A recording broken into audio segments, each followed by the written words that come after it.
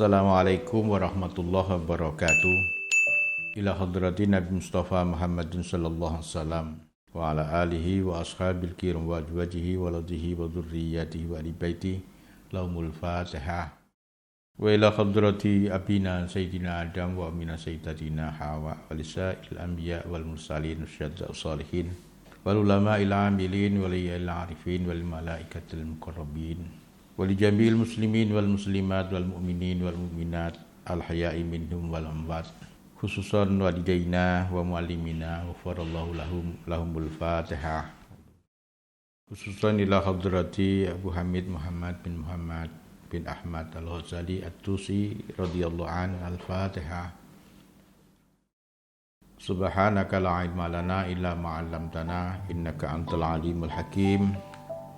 Bismillahirrahmanirrahim. Adabus shalah. Bab ini membicarakan tentang adab sholat. Para santri, wali santri dan juga pemirsa, sebelum kita teruskan, saya atas nama pribadi dan keluarga besar pesantren modern Al-Amanah menyampaikan duka cita yang mendalam terhadap 53 awak kapal selam Nanggala 402 yang gugur dalam tugas. Semoga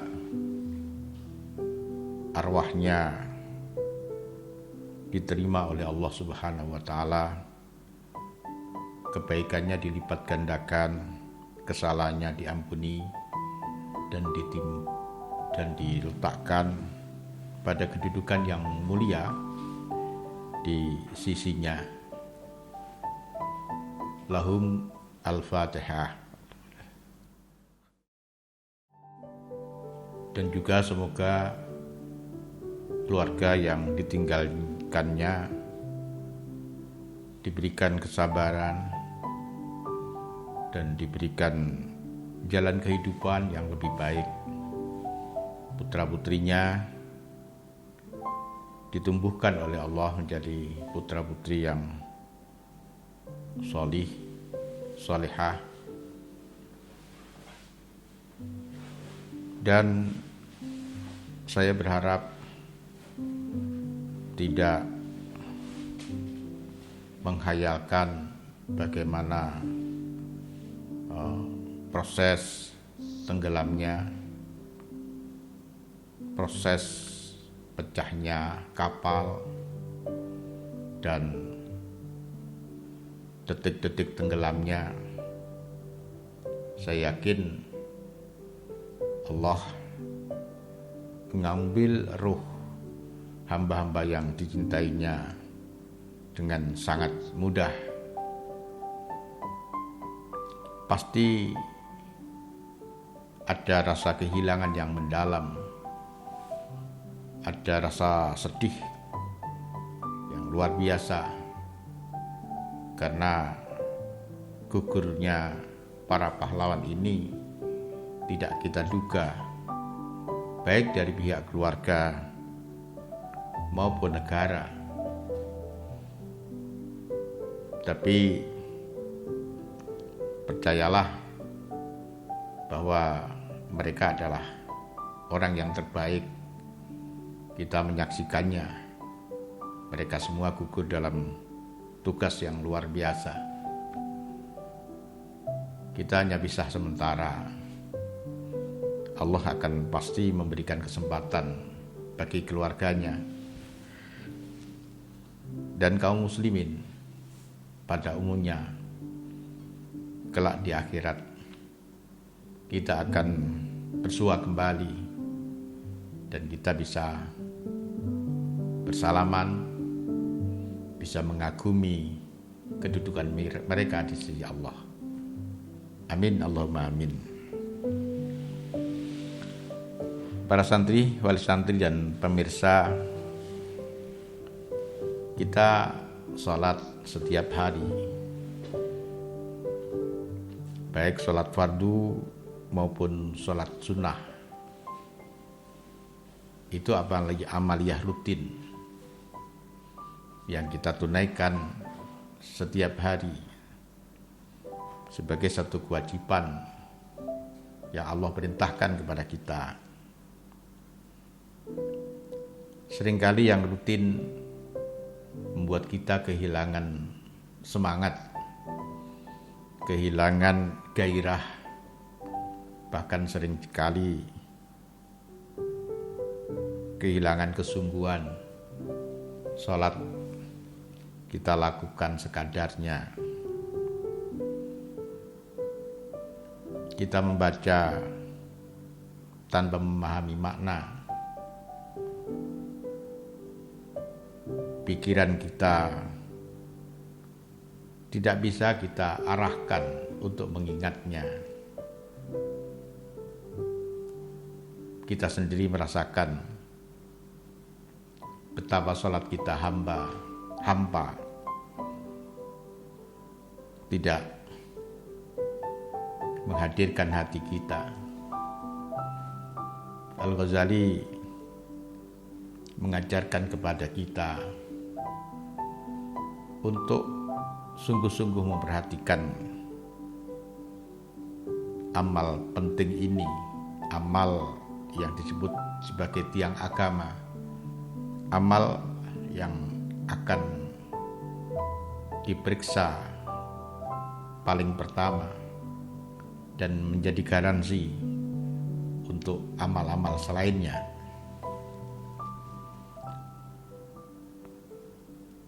Abu Hamid Muhammad bin Muhammad Al-Ghazali mengingatkan kita untuk bertoharoh, untuk bersuci. Suci badan kita dari kotoran, suci pakaian, tempat,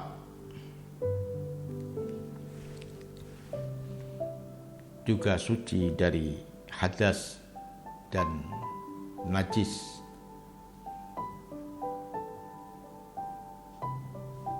Suci hati kita.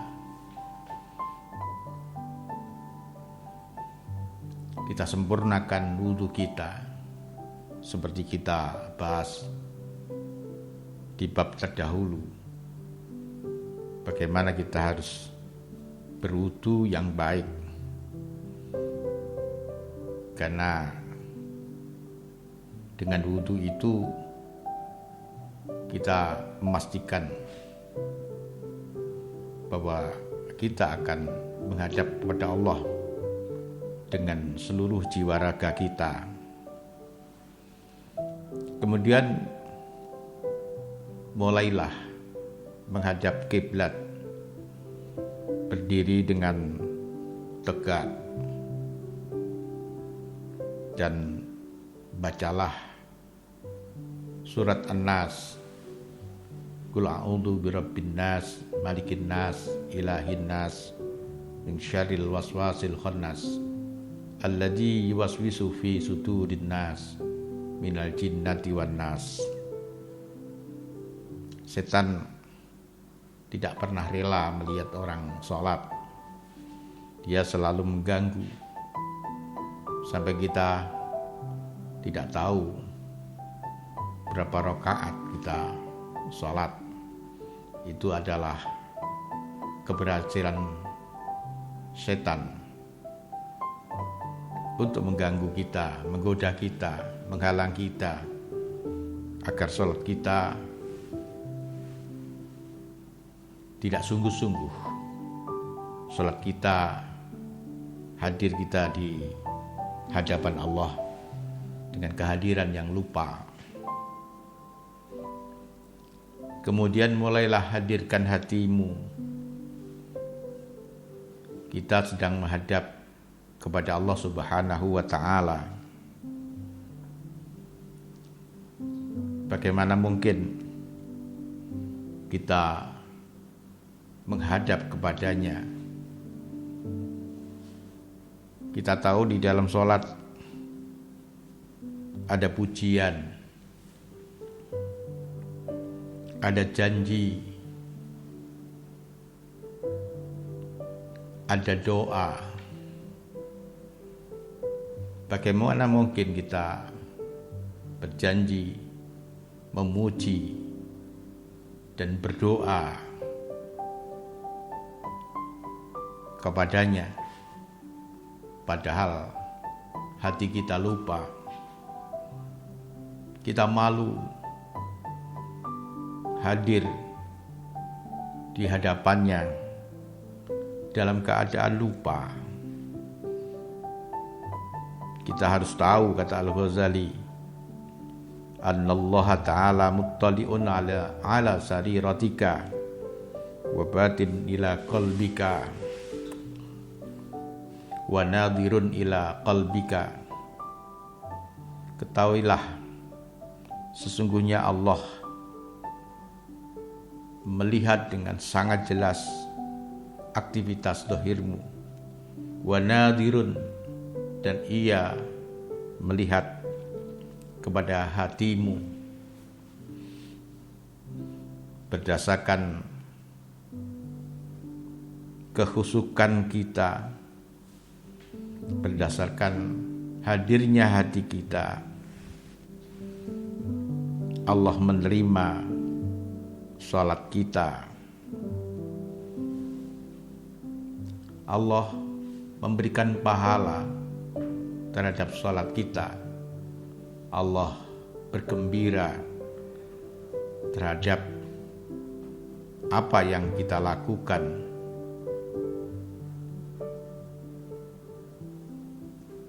Al-Ghazali menasihatkan kepada kita, wa'budhu ka'annaka tarahu fa illam takun tarahu fa innahu yaraka. Sembahlah Allah, ambakan dirimu kepadanya dengan sepenuhnya, dengan menunaikan segala yang diperintahkan dan menjauhi apa yang dilarang, seakan-akan kamu melihatnya, seakan-akan dia hadir di hadapanmu, seakan-akan dia sedang menyaksikanmu, gerak tangan, mata, darah, tulang, ototmu, dan pikiranmu.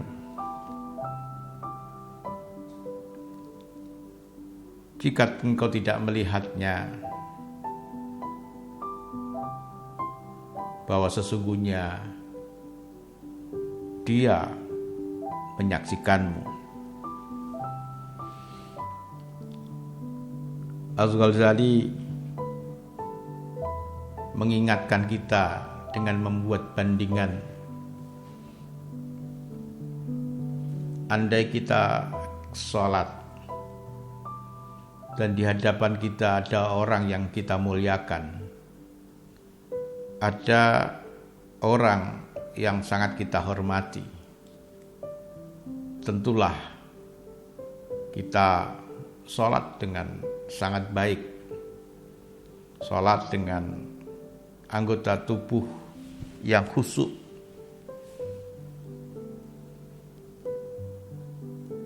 Bagaimana mungkin ketika kita berhadapan dengan orang yang kita hormati, sholat demikian baiknya, sementara kita sholat di hadapan Allah Subhanahu wa Ta'ala yang menggenggam seluruh urusan kita dan seluruh urusan dunia dan juga akhirat, yang menentukan kehidupan kita, yang mendesain seluruh perjalanan hidup kita, yang punya otoritas tunggal untuk memasukkan kita di dalam surga ataupun neraka, yang punya kekuasaan tak terbatas untuk menjadikan kita orang yang mulia di dunia, orang yang mulia di akhirat, atau sebaliknya kita hina di dunia dan hina pula di akhirat. Tidak ada satupun makhluk yang bisa menghalanginya, yang akan menggenggam nyawa kita kapanpun dia mau. Dan ketika peristiwa itu datang, tidak ada satupun yang bisa mencegahnya, dan kita tidak bisa meminta untuk ditunda atau dimajukan. Tapi kita tidak khusyuk, tidak menghadirkan hati, tidak rendah hati, justru tidak mengingat Allah sendiri yang mengingatkan kepada kita, aqimis sholah lidzikri, tegakkan sholat untuk mengingatku, karena dia tahu kita di luar sholat lebih banyak mengingat selainnya dan lupa kepada dia. Padahal Allah selalu menemani kita. Allah senantiasa hadir di dalam seluruh urusan kita. Kalau kita berbicara dengan dua orang, ia menjadi pihak yang ketiga. Kalau kita berkomunikasi dengan tiga orang, ia menjadi yang keempat, dan seterusnya. Dikatakan di dalam firman-Nya, ia lebih dekat ketimbang urat leher kita. Bagaimana mungkin kemudian kita lupa dalam kesempatan yang dia inginkan kita lebih banyak ingat kepadanya? Apakah dengan kondisi seperti itu kita berharap tentang karunia, tentang anugerah, tentang kebahagiaan, ketentraman, tentang surga? Apa tidak ada rasa malu di dalam diri kita? Lebih banyak alpa ketimbang ingat. Kita berdoa dengan mengangkat tangan, meneteskan air mata, meminta sesuatu, bertubi-tubi. Tapi kita lebih banyak alpa, kita lebih banyak lalai. Para santri, wali santri, dan pemirsa, itu blog kita hari ini. Semoga menjadi renungan bagi kita. Salatlah seakan-akan menjadi salat yang terakhir. Hiasi salat kita dengan sungguh memperhatikan rukun sunnah dan adab-adabnya, khususnya tunaikan sholat dengan hati yang hadir, dengan hati yang rendah hati. Semoga sholat kita menjadi mi'raj kita kepada Allah Subhanahu wa Ta'ala. Akhirnya, selamat berbuka. Semoga seluruh amal kita diterima oleh Allah, khususnya puasa kita, dan kita diberi kesempatan untuk bisa menunaikan puasa esok hari. Terima kasih. Wallahu muwaffiq ila aqwamit thoriq. Assalamualaikum warahmatullahi wabarakatuh.